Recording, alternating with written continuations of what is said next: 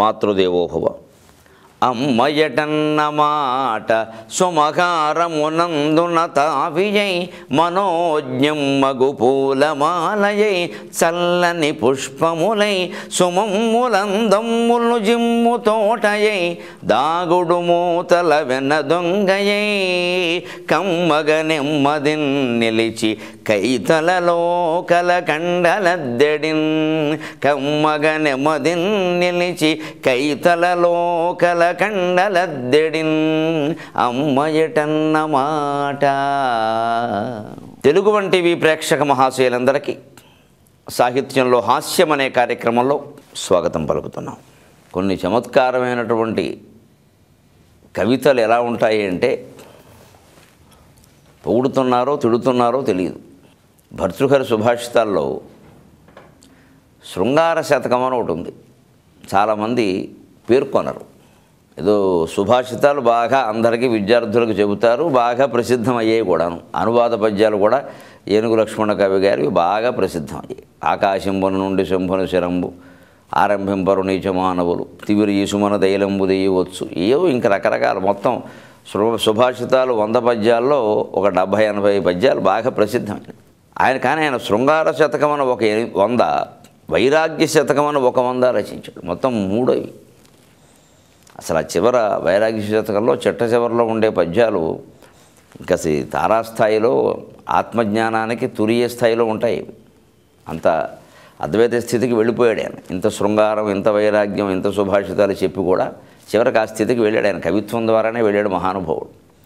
దాన్ని సరే మన లక్ష్మణ కవి గారు కూడా అందుకున్నారు. ఎక్కువ మంది ఈ శృంగార శతకం ముఖ్యంగా ముట్టుకోరు, కొంచెం వైరాగ్య శతకంలోనే అక్కడక్కడ చెబుతారు. కానీ ఎందుకంటే మన జాతిలో ఒక భావన ఈ శృంగారం గురించి ఎక్కువ మాట్లాడడం మంచిది కాదు. సరే, ఎక్కువ మాట్లాడడం మంచిది కాదు, కానీ అసలు మాట్లాడకపోతే ఎలాగే? కానీ మాట్లాడుకోవలసిన వయసులో ఎక్కువ మాట్లాడుకోవడం కూడా అవసరమే. అంచేతన మన కావ్య రచయితలైన కవులు దాన్ని వదిలిపెట్టలేదు. పాఠకులు చదివినా చదవకపోయినా ఎలాంటి ప్రాధాన్యాలు ఇచ్చినా ఓ దశలో ప్రాధాన్యం పెరిగి ఓ దశలో తగ్గిన కవులు మాత్రం రసరాజంగా శృంగారాన్నే పేర్కొన్నారు. ఈ శృంగార శతకంలో స్త్రీ వర్ణన గురించినటువంటి అద్భుతమైన శ్లోకాలు ఉన్నాయి. అసలు ఆయన ఊహా చమత్కారం అంతా అక్కడ వస్తుంది. అసలు పురుషుడు గ్రహస్థితి అంతా స్త్రీ చేతుల్లో ఉందండి అంటాడు. అంటే గ్రహస్థితి స్త్రీ చేతుల్లో ఉందంటే మనకు మామూలుగా బాగానే ఉంది, మరి పెళ్ళైతే అంతే కదండి మన జాతకం వాళ్ళ చేతిలో పెట్టాం. మరి అలా అంటే ఆ వాళ్ళు జాతకం కూడా వీళ్ళ చేతుల్లో పెట్టినట్టేగా. ఊరికే ఏదో దొరికారు కాబట్టి అండం. కానీ మరి మగాళ్ళ జాతకం ఆడవాళ్ళ చేతుల్లో ఉన్నప్పుడు ఆడవాళ్ళ జాతకం మగాళ్ళ చేతుల్లో లేదా? ఇద్దరు జాతకాలు బ్రహ్మదేవుడి చేతుల్లో లేవా? ఊరికే అనగానే సరిపోదు, మాట నిరూపణ చేయాలిగా. అందుకని నిజంగానే గ్రహస్థితి అంతా వాళ్ళ చేతుల్లో ఉందండి. కారణం ఏమిటంటే గ్రహాలే వాళ్ళ శరీరంలో ఉన్నాయన్నాడు. ఈ మొత్తం నవగ్రహాల్లో ముఖ్యమైనవన్నీ ఆయన స్త్రీ శరీరంలో ఉన్నాయట. అది చెబుతున్నాడు. గురుణా స్తన భారేణ ముఖచంద్రేణ భాస్వత శనైశ్వరాభ్యాం పాదాభ్యాం రేజే గ్రహమయీవస అని చెప్తాడు. శృంగార శతకంలో చివరిలో 90వ శ్లోకం ఆ ప్రాంతంలో ఉంటుంది. గురుగ్రహం, చంద్రగ్రహం, ఆ మాటకు వస్తే శనిగ్రహం వాళ్ళ శరీరంలో ఉన్నాయి అనగానే పాపం భార్యాబాధితులైన వాళ్ళు ఉంటారు చూడండి, కొంతమంది పైకి చెప్పుకోలేని వాళ్ళు. ఆ 3వ మాట నిజమంటే మిగిలిన ఎలా ఉన్నా అంటారు, శనిగ్రహం ఉందనేది. అదేం లేదు, శాస్త్రకారులకి కవులకి ఎప్పుడు పక్షపాతాలు ఉండవు. వాళ్ళది రసమయమైన హృదయం. మోదములోన మోదమైపోవును, ఖేదములోన ఖేదమైపోవును. మాధవిపతి విశ్వసుందరరామశాస్త్రి గారు కవి హృదయాన్ని గురించి చెబుతాడు ఒక మాట. ఎప్పుడు కవులు ఎటువంటి శ్లోకాలు పద్యాలు చెప్పినా మనం వారిని వ్యక్తిగతంగా నిందించకూడదండి. ఈయనకి ఏదో ఇలాంటి భావాలు ఉన్నాయి, అలాంటి ఏమీ ఉండని నిష్కల్మషమైన పసి హృదయమే కవిత్వం రాయగలదు. కోపం వస్తే తిట్టేస్తాడు కవి, సంతోషం వస్తే కూడా చిన్నపిల్లాళ్ళ పొంగిపోతాడు. మోదములోన మోదమైపోవును, ఖేదములోన ఖేదమైపోవును, సర్వమున్ కరగిపోవును వారల దృష్టి, సర్వమున్ కరగిపోవును వారల సృష్టి, సర్వమున్ కరగిపోవును వారల సృష్టి. వారి ఆహ్లాద వినోదముల్ కడు విలక్షణముల్, వారి ఆహ్లాద వినోదముల్ కడు విలక్షణముల్. కవులన్న నిత్య సూర్యోదయ కాల మానస సరోవర హంసలటుల్ రసప్రియుల్ కవులన్న నిత్య సూర్యోదయకాల మానస సరోవర హంసలటుల్ రసప్రియుల్. ఇది మాధవపెద్ది బొచ్చు సుందరరామశాస్త్రి గారనే మహాకవి మహా అవధాని చెప్పిన పద్యం ఇది. మోదంలో మోదమైపోతారు, దుఃఖంలో దుఃఖమైపోతారు. ఎవరైనా ఏడుస్తుంటే వాళ్ళు చూడలేరు. 10 పద్యాలు రాసి దాన్ని సాధారణీకరణం చేసి అటువంటి దుఃఖం 10 మందికి కాదు 10,000 మందికి వచ్చినా 10,000 సార్లు వచ్చినా తట్టుకునేంత మనస్థైర్యాన్ని కలిగిస్తారు. ఒక్క కాళిదాసు శకుంతల అత్తవారింటికి వెడుతుంటే కణువుడు చేత పలికించినటువంటి 4 శ్లోకాలు లోకంలో ఎంతమంది ఎన్ని పెళ్ళిళ్ళలో ఎన్ని అప్పగింతల్లో పాడుకున్నారండి. స్వయంగా ఎంత ఉపశమనం పొందారండి వాటిని తలుచుకుని. మరి అది కాదా కవులు లోకానికి చేసే మహోపకారం? ఆ పనిని నాయకులు వీళ్ళెవరైనా చేయగలరా? మిగిలిన వాళ్ళు ఆ మాటకు వస్తే ఋషి కూడా చేయగలడో లేదో. లేదు, ఋషికి ఒక తీవ్రమైన తపన కలిగితే కానీ ఏమీ చేయడు. బాగా కోపం వస్తే శపిస్తాడు, బాగా అనుగ్రహం కలిగితే అనుగ్రహిస్తాడు. కవి అలా కాదు, చిన్నదానికే అల్ప సంతోషి. ఓ మిఠాయిని పెడితే పద్యం చెప్పేస్తాడు. అంచేది ఋషుల కంటే కూడా గొప్పవాళ్ళు కవులు. ఆయన చూడండి, అందుకే కవుల్ని మనం ఇలా అన్నారు అలా అన్నారు అనకూడదు. అది నిరూపిస్తున్నాడు కదా. గురుణ స్తన భారేణ. స్త్రీ శరీరంలో గురుగ్రహం చంద్రగ్రహం శనిగ్రహం 3 ఉన్నాయి. స్త్రీలకు కూడా కోపం వస్తుంది. గురువు చంద్రుడు సరే, శని ఏమిటంటే కంగారు పడకండి అమ్మా చెబుతున్నాడు కదా. గురుణ స్తన భారేణ. వాళ్ళ వక్షస్థల భారాన్ని చూడు, గురుగ్రహం ఉన్నట్టే కదా. అంటే గురువు అంటే బృహస్పతి అని అర్థం కాదు ఇక్కడ. గురువు అంటే బాగా బరువైన అని అర్థం. గురుతరంగా ఉందండి అంటారు. గురువు అంటే భారం. బాగుంది, అక్షస్థలం భారంగా ఉంటేనే అన్న ప్లాట్ఫారంలో ఉంటే ఇంకేమిటి. గురుణ స్తన భారేణ ముఖచంద్రేణ భాస్వత. ముఖంలో చంద్రుడు ఉన్నాడు, అది అందరూ అంగీకరించే విషయం. ఒక వెంటనే ఈ మాట వినగానే ఆడాళ్ళు అర్థం చూసుకుంటారు, నాకు తెలుసు. ముఖచంద్రేణ భాస్వత, ముఖంలో చంద్రుడు ప్రకాశిస్తున్నాడు. వక్షస్థలంలో గురుగ్రహం కనపడుతూనే ఉంది. గురుత్వాకర్షణ శక్తి, ఆకర్షణ కూడా అక్కడే ఉంటుంది. ఇక ఇప్పుడు చూడండి శనిగ్రహాన్ని ఎలా చూపిస్తున్నాడు. శనైశ్చరాభ్యాం పాదాభ్యాం. ఏదో పాదాల్లో శనిగ్రహం శని ఉంది అంటే పైకి అలా వినిపిస్తుంది తెలుగులో, కానీ అతను ఎంత అందంగా చెబుతున్నాడో వాళ్ళ నడక గమనించండి. శనైశ్చరాభ్యాం పాదాభ్యాం. నెమ్మది నెమ్మదిగా నడుస్తున్నారు కదా. నెమ్మదిగా నడవడమే అందం. స్త్రీలు పరిగెడితే అందంగా ఉండదు. ఎవరు పరిగెట్టినా అంత బాగుండదు పరుగు పందాల్లో తప్ప. స్త్రీలు అసలే పరిగెట్టకూడదు. ఇక్కడ అందచందాలకి ప్రతీకలు అన్నాం. స్త్రీలు ఆభరణాలు ధరిస్తే మరింత అందంగా ఉండే స్త్రీలు పరిగెడితే మనమేం చూస్తామండి. పెళ్లి నడక అంటారు. పెళ్లికి పిలవడానికి వెళ్ళినప్పుడు నెమ్మదిగా నడిచిపోడు. ఎందుకంటే మరి కట్టుకున్న పట్టుకోకలు చీరలు అందరూ చూడాలంటే నెమ్మదిగానే నడవాలి. పరిగెత్తుంటే ఎవరు చూస్తారు? అందుకని నెమ్మదిగా నడిచేవాడు. మధ్యలో ఒకసారి తిప్పుకోవడం, ఎలా చూసుకోవడం, అది చూశారా లేదా అన్నట్టుగా అక్కడ ఈ మధ్యనే కొనుక్కున్నాం అన్నాం అదో ఆనందం వాళ్ళకి. ఆ చిన్న చిన్న స్పందనలు ప్రకృతిలో ఉంటాయి, ప్రకృతి స్వరూపమైన స్త్రీలో ఉంటాయి. అందుకని ఆ నెమ్మది నడక చూస్తే శనీశ్వరుడు గుర్తు రావట్లా. ఎందుకంటే శనిగ్రహం అనగానే మనం ఏదో శని పట్టుకున్నట్టుగా ఆలోచిస్తాం. కానీ శనిగ్రహం యొక్క లక్షణం ఏమిటంటే, భూమి సూర్యుడి చుట్టూ తిరగడానికి ఏదో 1 సంవత్సరం పడితే శనిగ్రహం సూర్యుడి చుట్టూ తిరగడానికి ఏకంగా అందుకు 100 రెట్లు ఎంతో పడుతుంది. ఓ 10 ఏళ్ళు కనీసం. నాకు సరిగ్గా ఆ లెక్కలు తెలియదు, ఆ శాస్త్రజ్ఞానంతో మనకి పెద్ద పని లేదు. కానీ చాలా రెట్లు పడుతుంది. బాగా మందగమనం. శనైశ్వర. అసలు శనైశ్వరుడు, మనం ఏదో శని అంటాం కానీ ఆ గ్రహం యొక్క అసలు పేరు శనైశ్వర.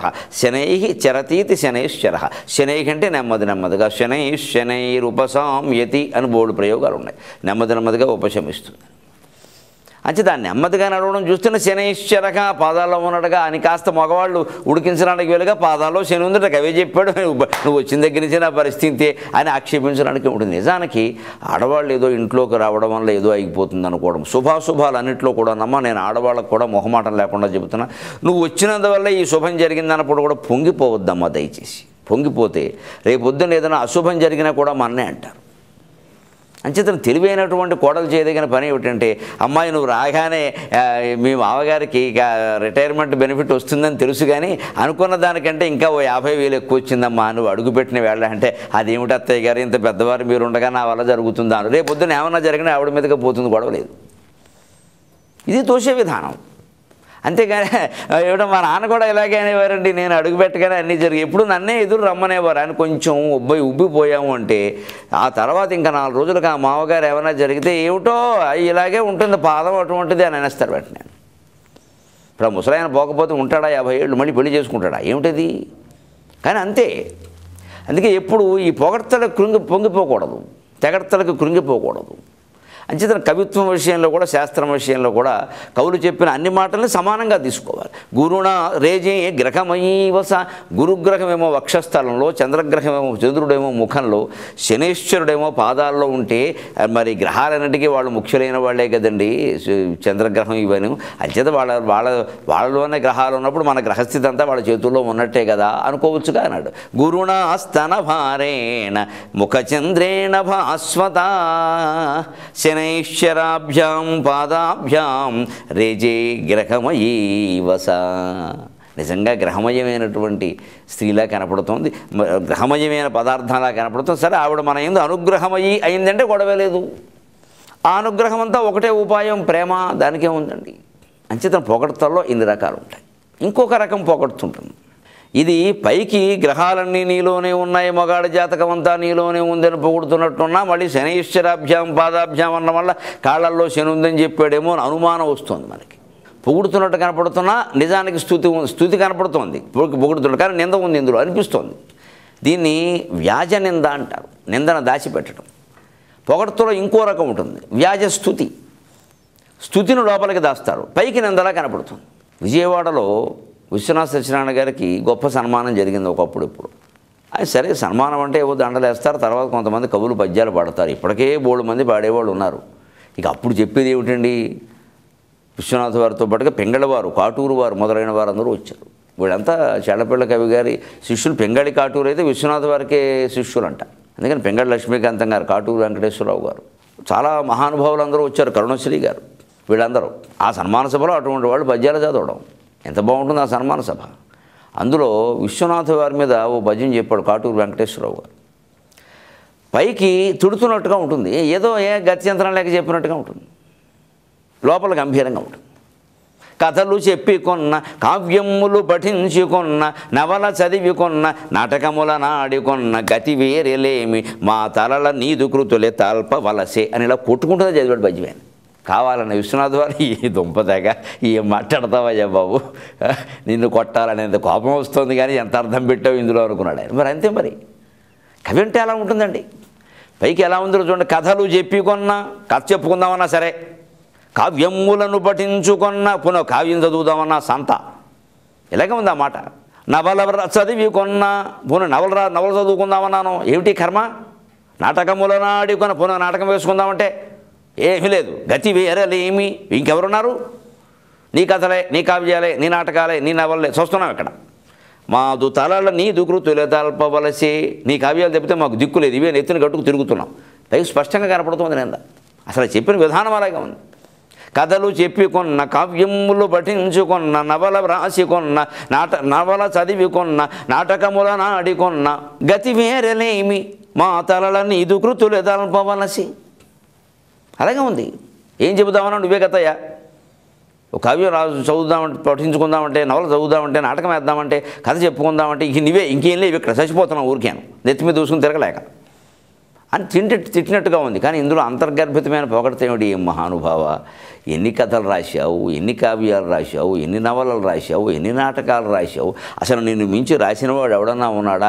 ఈవేళ ఎవడికి ఏ సాహితీ ప్రక్రియ అవసరమైనా సరే నిన్ను పట్టుకోవలసిందే, నీ కావ్యం చదవాల్సిందే. ఎందుకంటే అన్ని ప్రక్రియల్లోనూ కూడా ఆయన సర్వసమగ్రంగా రచించాడు, సర్వసంపూర్ణంగా, సర్వం రసమయంగా రచించాడు.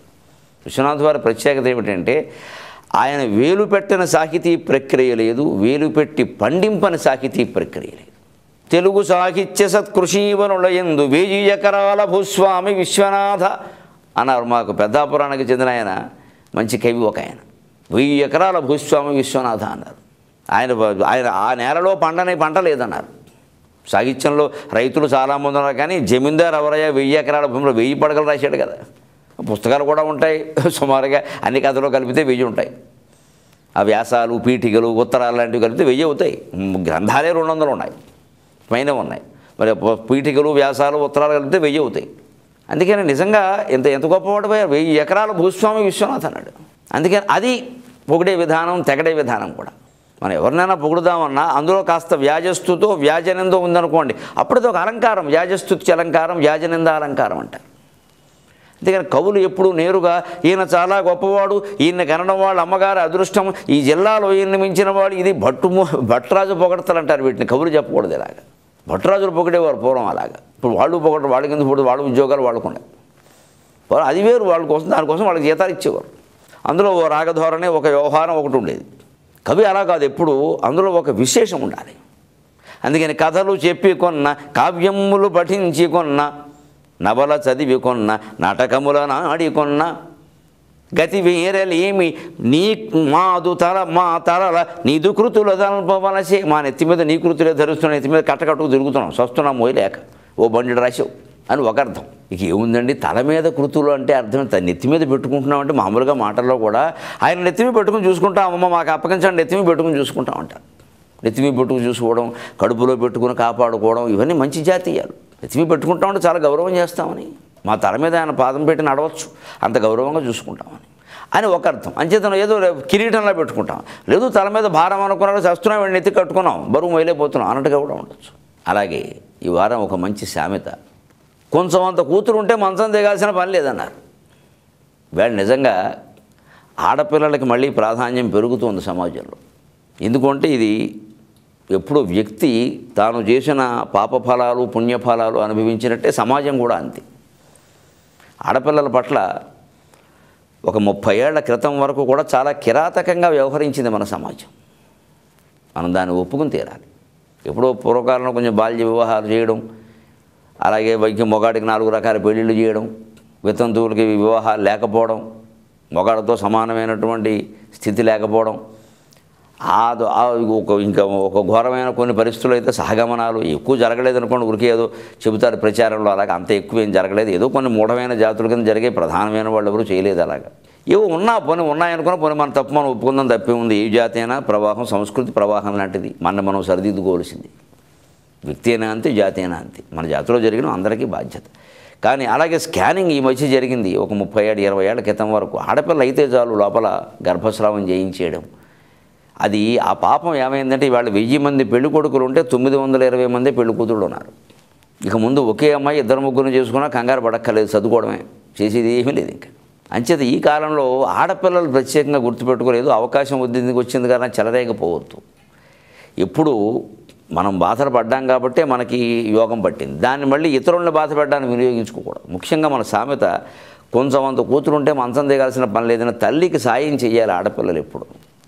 మగవాడు అన్ని సాయాలు చేయలేడు. అమ్మ కూడా ఏదో నీళ్ల గదిలో ఉండి పలానా వస్తువు కావాలని కూతురుని అడుగుతుంది కానీ కొడుకుని అడగలేదు కదా. అలాగే ఇంటి పనుల్లో, వంట పనుల్లో ఆడదానికి సాయం చేసినట్టుగా మగాడు చేయలేడు. అలాగే ఏదో వేరే కృత్యాల్లో మగాడికి తండ్రికి మగపిల్లాడు. అందుకని సామెత కొంచెం అంత కూతురు, కొంచెం అంటే ఇంత, కొంచెం అంత కూతురు ఉంటే మంచం దిగే పని లేదన్నాడు. జానపదులు పల్లెటూరు వాళ్ళు ఎంత అందంగా కనపడతారని. మంచం దిగే పని అంటే అమ్మ మంచం మీద కూర్చోమే, ఇలా రావే, కాస్త ఈ పని చేయవే, ఎలా చేయవే, ఇలా చేయాలి, అక్కడ పెట్టవే, ఇది ఇక్కడ పెట్టవే అని చెప్పేసుకోవచ్చు శుభ్రంగా.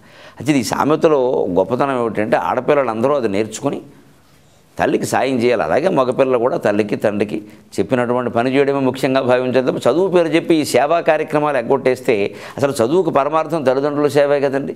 తల్లిదండ్రులందు దయలేని పుత్రుడు పుట్టనేమి వాడు గిట్టనేమి అని పోతన గారు చెప్పినట్టుగా తల్లిదండ్రులను చూసుకోకపోతే వాడు బతుకెందుకు, వాడు చదువెందుకు అసలు. ఇలాంటి మంచి లక్షణాలు మనం చమత్కారభరితంగా మళ్ళీ వారం మరికొన్ని తెలుసుకుందాం.